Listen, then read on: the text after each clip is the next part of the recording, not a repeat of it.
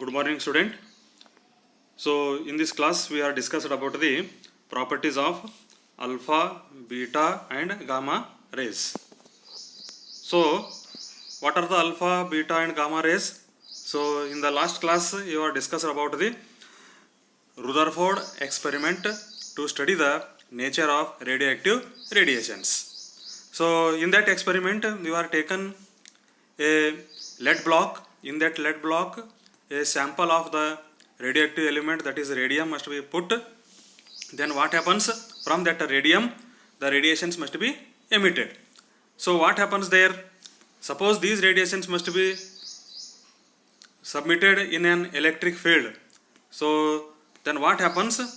Certain radiations must be bends towards the positive plate, and some must be bends towards the negative plate, and some rays are does not bends towards positive as well as negative. They are goes straight. So suppose the rays must be bends towards the negative plate. So that type of rays are called as the alpha rays. And some radiations must be bent towards the positive plate. They are called as the beta rays, and which does not bends towards positive and negative, they are called as the gamma rays. Now today we will know about the properties of these radioactive radiations. Now first one is alpha rays, that is properties of alpha rays. So alpha rays are heavily charged particles having two positive charges. So positive charge ಇದ್ದ ಸಲುವಾಗಿ alpha rays positive charge ಇದ್ದ ಸಲುವಾಗಿ ಯಾವ ಕಡೆ bend ಆಗ್ತಾವು? Negative plate ಕಡೆ bend ಆಗ್ತವೆ. That is doubly ionized helium atom. The mass of alpha particle is 6.645 into 10 raised to minus 27 kg, and its charge is 3.2 into 10 raised to minus 19 coulomb. They are represented by the helium nucleus. Okay. Now second property, alpha rays are deflected by electric and magnetic fields. Already ನೀವು Rutherford experiment ನಲ್ಲಿ ನೋಡಿದ್ರಿ. ಏನಂತ? Electric field ನಲ್ಲಿ ಆ race ಗಳು submit ಮಾಡಿದಾಗ ಅವು deflect ಆಗ್ತಾವ. The direction of the deflection shows they consist of positively charged particles. ಈಗ ಅವಕ್ಕೆ ನಾವು ಪಾಸಿಟಿವ್ಲಿ ಚಾರ್ಜ್ ಪಾರ್ಟಿಕಲ್ ಅಂತ ಯಾಕೆ ಹೇಳ್ತೀವಿ ಅಂದರೆ ಅವು ನೆಗೆಟಿವ್ ಪ್ಲೇಟ್ ಕಡೆ ಬೆಂಡ್ ಆಗಿವೆ. Their small deflection in the field indicate they have heavy particles having greater inertia. Then next property is velocity of the alpha particles depend upon the nature of the emitting radioactive element. So the velocity is ranging from 1/10th to 1/100th of the velocity of the light. Alpha rays ಏನಪ್ಪ ಅಂದ್ರೆ velocity ಎಷ್ಟಿರ್ತದ? ಬೆಳಕಿನ ವೇಗದಕ್ಕಿಂತ 1/10th ಲಿಂದ 1/100th ರೇಂಜಿನೊಳಗೆ ಇರುತ್ತವೆ. They affect photographic plate, though the effect is very feeble. ಅವು photographic plate ಮೇಲೆ ಪರಿಣಾಮವನ್ನು ಬೀರ್ತಾವ, ಬಟ್ ಅದರದ್ದು ಎಫೆಕ್ಟ್ ಏನಾಗಿದಿರುತ್ತೆ ಅಂದರೆ ಬಹಳಷ್ಟು ಕಡಿಮೆ ಆಗಿದಿರುತ್ತೆ. Then next, they produce a heating effect when stopped and cause fatal burns on human body. Suppose alpha radiations ಯಾವುದೇ ಒಂದು ಬಾಡಿ ಮೇಲೆ ಏನಾದರೂ ಇನ್ಸಿಡೆಂಟ್ ಆದಾಗ ಆ ಬಾಡಿ ಏನಾಗ್ತದಪ್ಪ ಅಂದರೆ ಹೀಟ್ ಆಗುತ್ತೆ. ಅಲ್ಲಿ ಹೀಟಿಂಗ್ ಎಫೆಕ್ಟ್ ಏನಾಗ್ತದ? ಪ್ರೊಡ್ಯೂಸ್ ಆಗ್ತದೆ. Okay. They produce fluorescence in substance like barium, zinc sulphide etcetera. Zinc sulphide ಅಥವಾ ಬೇರಿಯಂ ಮೇಲೆ ಒಂದು ವೇಳೆ ಇವು ಅಲ್ಫಾ ಪಾರ್ಟಿಕಲ್ಸ್ ಇನ್ಸಿಡೆಂಟ್ ಆದರೆ ಅಲ್ಲಿ ಫ್ಲೋರೋಸನ್ಸ್ ಏನಾಗುತ್ತೆ? ಪ್ರೊಡ್ಯೂಸ್ ಆಗುತ್ತೆ, ಅಂದರೆ ಬೆಳಕು ಪ್ರೊಡ್ಯೂಸ್ ಆಗುತ್ತೆ ಅಂತ. They produce intense ionization in the gases through which they pass. It means that ಈಗ ಒಂದು ಗ್ಯಾಸ್ನಲ್ಲಿ ಏನಪ್ಪ ಅಂತಂದ್ರೆ ಮಾಲಿಕ್ಯೂಲ್ಸ್ಗಳು ಇರ್ತಾವ.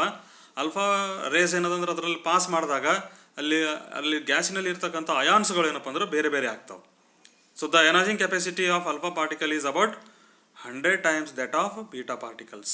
ಬೀಟಾ ಪಾರ್ಟಿಕಲ್ಸ್ಗಿಂತನೂ 100 times ಜಾಸ್ತಿ ಅಯನೈಸಿಂಗ್ ಪವರ್ ಅಲ್ಫಾ ಪಾರ್ಟಿಕಲ್ ಇರುತ್ತೆ. And above 1000 times of the gamma rays. The next one is, though alpha particle can penetrate the matter. Alpha particleಗಳು matter ಮೇಲೆ ಪೆನೆಟ್ರೇಟ್ ಆಗ್ತವೆ, but they have a shortest penetrating power. ಅದರ power ಏನಾಗ್ತದೆ? ಬಹಳಷ್ಟು ಕಡಿಮೆ ಇರುತ್ತೆ. The penetrating power is about 1/100 times that of beta particles and about 1/10,000 times of the gamma rays. Next one is, as alpha particles are positively charged, they are scattered while passing through thin sheets of gold foil. ಆ gold file ಏನದ ನೀವು ತೊಗೊಂಡ್ರಿ, ನೀವು ಎಕ್ಸ್ಪೆರಿಮೆಂಟ್ದಾಗ ನಾನು ನಿಮಗೊಂದು ಡೆಮೋನು ತೋರಿಸಿದ್ದೀನಿ. So ಆ gold foil ಮುಖಾಂತರ ಅಲ್ಫಾ ಪಾರ್ಟಿಕಲ್ ಏನಪ್ಪ ಅಂದರೆ ಪಾಸ್ ಆಗ್ತವೆ. The deflections are due to the repulsion between alpha particles and the nuclei of the atom scattering them. They can produce artificial radioactivity in certain elements and can produce nuclear reactions. Alpha particle ಇಂದ ನಾವು artificial ರೇಡಿಯೋಆಕ್ಟಿವಿಟಿಯನ್ನು formation ಮಾಡ್ಬೋದು and ಏನಾಗ್ತದೆ, they produce nuclear reactions. Okay, so these are the some properties about the alpha rays. So then we come to know about the properties of beta rays. ಈಗ alpha particle ನೀವು ಏನು ನೋಡಿರಲ್ಲ, ಅದ್ರದ್ದು opposite beta ಇರುತ್ತೆ. Beta particles have been found to streams of electrons. Beta particles ನೀವು ಯಾವ ರೀತಿ found ಮಾಡ್ತೀರಿ ಕಂಡು ಹಿಡಿಬೋದು ಅಂದ್ರೆ ಸ್ಟ್ರೀಮ್ಸ್ ಆಫ್ ಎಲೆಕ್ಟ್ರಾನ್ಸ್, ಅಂದ್ರೆ ಅದ್ರ ಎಲೆಕ್ಟ್ರಾನ್ಗಳದ್ದು ಏನಪ್ಪ ಅಂದ್ರೆ ಒಂದು ಸ್ಟ್ರೀಮ್ ಇರುತ್ತೆ ಅಂತ. The velocity of beta particle ranging from 33% to 99.8% of velocity of light. ಆ ಬೀಟಾ ಪಾರ್ಟಿಕಲ್ ವೆಲಾಸಿಟಿ ಏನಪ್ಪ ಅಂದರೆ maximum 99.8% of the velocity of the light. So you know that velocity of the light ಎಷ್ಟಿದೆ, 3 × 10⁸ meter per second. Okay, ಆದಷ್ಟು ರೇಂಜಿನೊಳಗೆ beta particle ವೆಲಾಸಿಟಿನೂ ಇರುತ್ತೆ.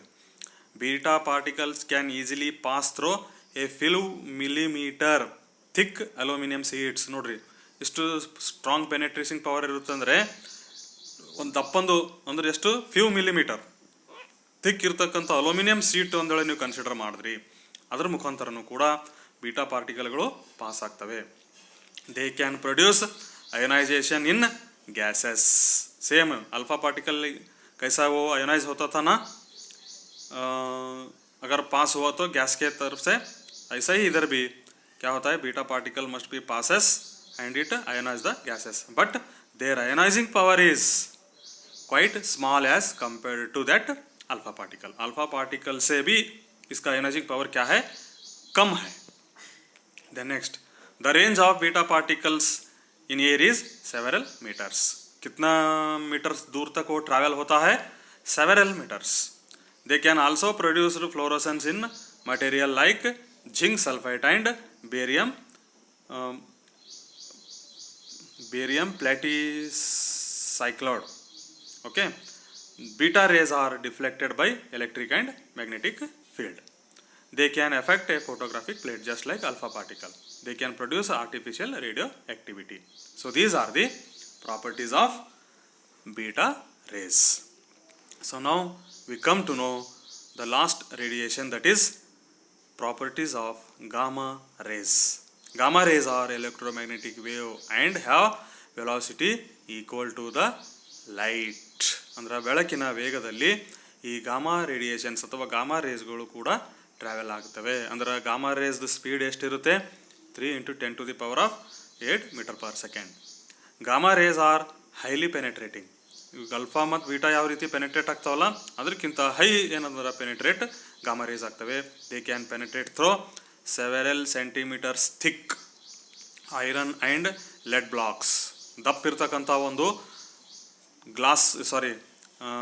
Iron plate ಅಥವಾ lead block ಒಂದೇಳೆ ಇತ್ತಂದ್ರೂ ಕೂಡ ಅದ್ರ ಮುಖಾಂತರ ಗಾಮಾ ರೇಡಿಯೇಷನ್ಸ್ಗಳು ಪಾಸ್ ಆಗ್ತವೆ. They have got small ionizing power. But ionizing power ಏನಂದ್ರೆ ಅಲ್ಫಾಕ್ಕಿಂತ ಬೀಟಾ ಕಡಿಮೆ ಇರುತ್ತೆ, ಬೀಟಾಕ್ಕಿಂತ ಗಾಮಾ ಕಡಿಮೆ ಇರುತ್ತೆ. Gamma race can produce fluorescence in substance like willemite. So willemite ಅಂತ ಸಬ್ಸ್ಟೆನ್ಸ್ ಮುಖಾಂತರ ಒಂದು ವೇಳೆ ಇವು ಗಾಮಾ ರೇಡಿಯೇಷನ್ಸ್ ಪಾಸ್ ಆದರೆ ಅಲ್ಲಿ ಫ್ಲೋರೋಸೆನ್ಸ್ ಪ್ರೊಡ್ಯೂಸ್ ಆಗುತ್ತೆ. Okay, thank you.